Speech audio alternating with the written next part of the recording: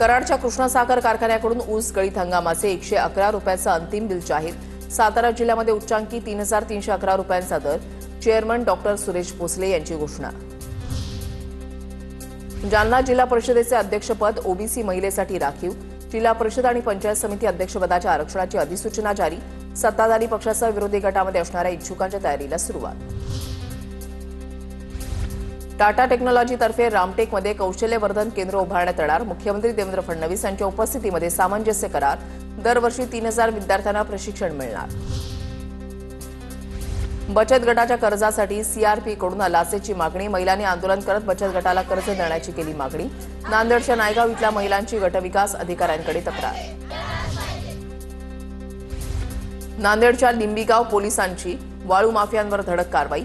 अवैधरित्या वाळू उपसा करणारे तराफे पोलिसांनी टाकले जाळून। रेती उपसा करणाऱ्या इंजिनसह 7 लाख रुपयांचा मुद्देमाल जप्त।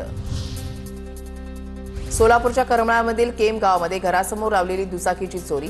अज्ञात चोरट्याच्या विरोधात गुन्हा दाखल। गाडी घेऊन फिरणारा एक व्यक्ती सीसीटीव्ही कॅमेऱ्यामध्ये कैद।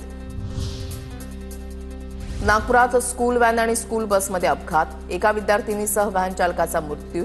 काल मनकापूर परिसरामध्ये झाला होता अपघात। परिवहन विभाग आजपासून स्कूल व्हॅन आणि स्कूल बसची तपासणी करणार। बीडमध्ये तरुणाला अमानुष मारहाण करत अपहरण। चराठा फाटा परिसरामधली घटना। नागनाथ नन्नवरे असं अपहरण झालेल्या व्यक्तीचं नाव। अपहरणाचा थरारक व्हिडिओ सोशल मीडियावर व्हायरल। बीडच्या शिरूर कासारमध्ये तिघांकडून एकाला बेदम मारहाण। लोखंडी पाईप आणि लाकडी काठीनं मारहाण। जखमीवर उपचार सुरू। पोलिसात गुन्हा दाखल।